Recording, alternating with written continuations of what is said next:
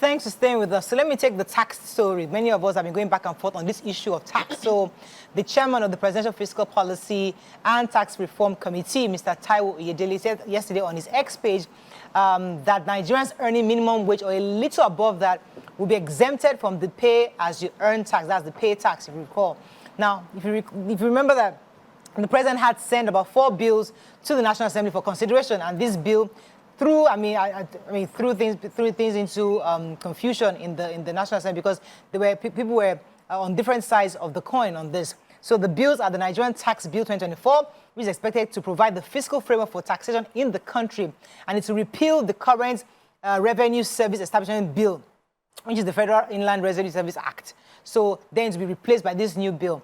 Many of us have been going back and forth on this bill, but what is new is that the chairman of the committee is saying that those who are earning minimum wage and a little above that would be exempted from this special tax. It's a very interesting bill because it's supposed to really set the framework for how taxes are done. It will have an ombudsman. It will have it will establish a tax tribunal. So you know how they always jail people for tax evasion abroad. Here, you can just find you can evade tax. But there's a proper tribunal where you are being called because you evaded taxes. So there are quite a few things, but there's been a lot of debates back and forth. People agreeing and disagreeing for some aspects of that bill from the various regions of the country, and it's still being debated on the National Assembly. We'll see how that goes going forward. Okay, so I have this very sad story, and I know it's going to trigger YK and the BC.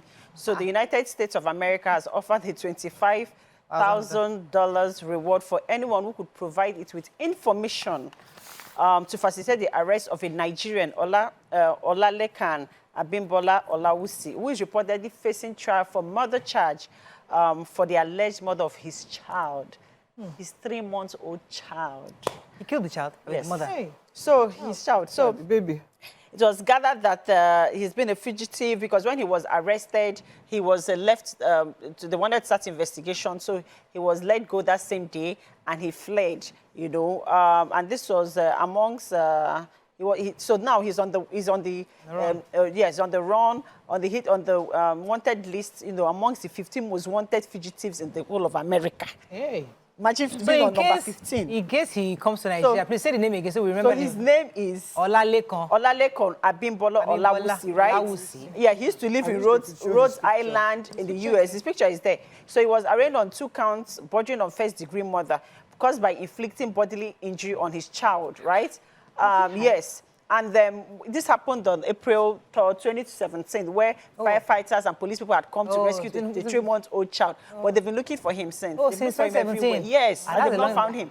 So they don't marry in Nigeria and they don't they're not going to. So they said when they took the child to the hospital, just for them to that, the child had suffered injuries in 18 parts of his body. Imagine a 3-month-old child, 18 parts injury. His brain, fractured skull, everything. What? And then that they found out that this was not the first time, that there's been a history of abusing the child, yes, of abuse. Where's the mother of abuse? They didn't mention anything about the mother. 2017, that's how many years ago? That's like 6-7 years ago. They've been looking for him. And for him to be on 15 most wanted, that means they don't look for him. The baby somewhere. Died immediately. The baby died 6 months. 6 months after being in coma. After being induced coma. Do you understand? This might be in Nigeria. They said that, and America said that they must find this guy, that this guy must face justice, the consequences of his actions. Your child, 3 months old. Not everybody is meant to be a parent. Just in case you know him, there's a $25,000 reward. Yeah, bounty. That's small now. $25,000 for 7 years. We run on the $25,000. That's Nigeria. We convert it in naira. Convert it in naira. So Nigeria. But they said that his family members have been helping him. Family members, are people not hungry? The people would have actually, they don't born children by now. I'm telling you, they don't remarry. They don't change name and everything. Yes, now this late now. It's such a wicked world. This time, 7 years after. Moving on to Daily Sun. Okay. Now what? Forex, Flitch forecast 1,993 naira to the dollar rate.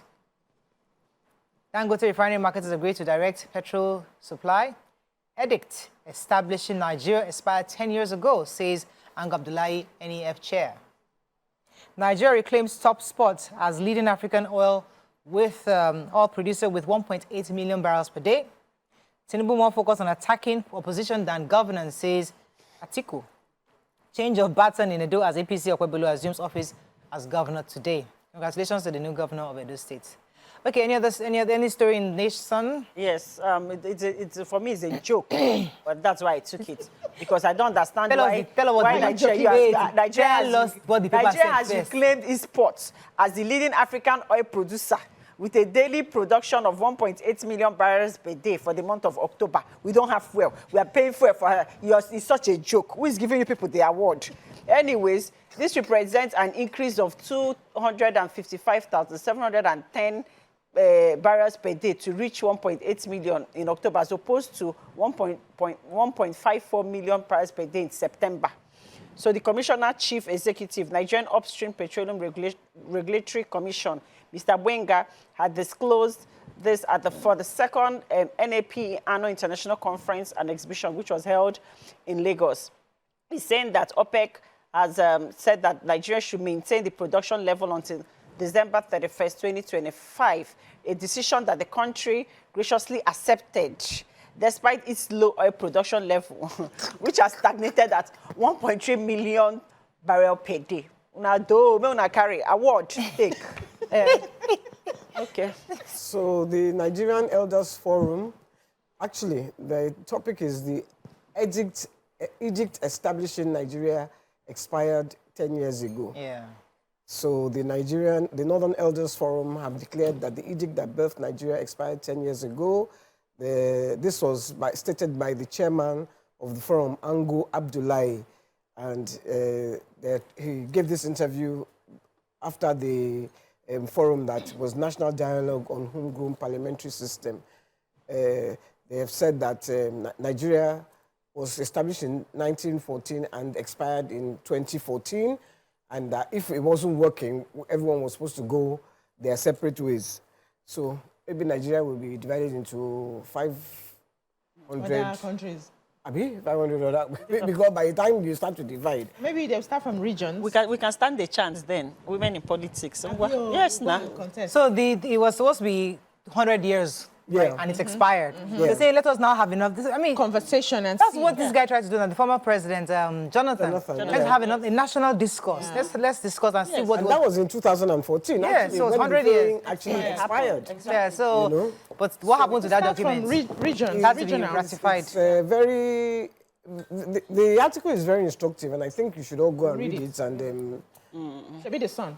Yeah, it's in the Sun. It just means that we have to come back to the conversation again, see if we want to stay together. Daily Sun, another story. Moving on quickly to Vanguard. Let's find a story we've not taken. Tinubu Sanwo-Olu to Nigerians. Times are hard, but things will get better. I'm not jealous. Tinubu's policies are killing Nigerians, says Atiku. Mining marshals, security forces clash over Chinese illegal miners' arrest, says in Kebbi. Dangote agrees to sell petrol directly. We talked about that already. The value of unsold goods rises 357.6% to 1.24 trillion, says Man. And hashtag end bad governance, prosecuting protesters against the 1999 constitution, says Falana. Okay, which story? Yeah, so former Vice President Atiku Abubakar had insisted that President Bola Ahmed Tinubu's economic policies and approach to governance was killing Nigerians. He said the president should focus on solving the problems rather than attacking the opposition, which is not in the saddle. He made a statement by his special assistant on public communication, Frank Shaibu, in Abuja yesterday, and he spoke in response to earlier statement issued by the presidency. The presidency's statement, which was issued on Sunday, stated that Atiku's criticism of Tinubu's policies were driven by jealousy. So Atiku said on July 8, 2024, Tinubu announced that import duty on essential goods like food would be lifted for 150 days. But over 120 days later, the policy is yet to take off. While Nigerians continue to die daily due to increasing costs, including food inflation, which now exceeds 40%, the highest in decades. So he says the brazen disobedience to a government policy by Tinubu's appointees and the failure of the Finance Ministry to issue a gazette after over 4 months reflects the facetiousness, inanity, and the incompetence that characterizes this administration. So he says, sadly, rather than focus on governance, they are preoccupied with verbally assaulting their opponents, Atiku Abubakar and Peter Obi, while using compromised courts to foster, opposition. He said this is a shame. And so he went ahead to talk about many things, said many of the policies that he had come up with, like the removal of subsidy without properly thinking about it, and now he's trying to use the CNG to quickly cushion that effect. Even the government people have not even started using the CNG cars. So what are we talking about, and listed a lot of other things. So I think the advice to this administration is that opposition would always be there. Opposition is there to hold you accountable. So if you say you're going to do this, you don't do it that. There are people there who are going to be reminding you, you have promised you're making this policy, you have not made it so far. These are some of the things that the people are suffering right now, just to hold you accountable. It's not for you to shut them down, it's for you to listen and see how you can improve on the policies for the betterment of Nigeria. So they are doing their job as opposition. They have to speak up. Absolutely. When PDP was in government, yes, APC was strong opposition as well. And PDP was attacking back. Yeah. So they keep attacking themselves. Okay. But at the end of the day, now we be the glass. We're here to watch the movie. We should not suffer. I think it's the spokesperson. They went to elephants fight. Now it's 3 elephants fight. Now we come the grass PDP now. and Labour. Any other story in Vanguard? No one? Okay, moving on. Nigerian Tribune, let's find a story. Government killed 2 in Ogun. Suspected cultist murder. Groom to be in Edo. Oh, my goodness. Another story there. ASU raises alarm over tax reform bill targeted at abolishing TET fund. And Tinubu tasks Israel to end Gaza aggression, seeks 2-state solution to conflict. Yeah, so in line with what you were talking about, the tax reforms. So 2 of the tax bills that with the National Assembly affects the educational sector, the educational system. And it's so sad because this TET fund is something that we're all happy and excited about, that's going to help the educational system. And now we're hearing that the 2 bills in front of the National Assembly, before the National Assembly will shut it down over time, yes. Because, and this just comes under the heels of them announcing a breaking record of revenue collection of 1.5 trillion education tax for the year of 2024, which will really enable the students to get, as the public sector, the public schools, to get as much loans as possible for the tertiary institutions. And then they're saying that another part of the bill that they're not happy about is that over time they want to be able to transfer those monies to the banks, which is called now fund, to now for the banks to be the ones to manage the funds to give out these loans, and that this is going to be a rigorous. So imagine students going through the whole bank process and everything again to do this. So that they're praying that, because they know that the president might not have time to go through the pages. But there are different things. I would rather the bank disburse than private people or private organizations. Secondly, there's also, TET fund is great, but we're still having issues with the universities. People are still going on strike. So you can't keep doing the same thing and expect a different result. Let's try a new thing and see. We don't know how it just started. They have always been there. No, I mean with the loans. Can they just give them a bit of time for them to actually know if this will work with them? With TET fund, we'll discuss it again and see how, because I know that quite a number of people have come together to develop the framework for this to be disbursed, because they've also used the framework across the world, how it's being used. So we're not used to it, and we're sort of going to be questioning it, but eventually we'll see how it plays out, because let's just be open to change. That's my own perspective here. Let's go on a very short break. When we come back, we'll bring in a special feature. Stay with us. We'll be right back.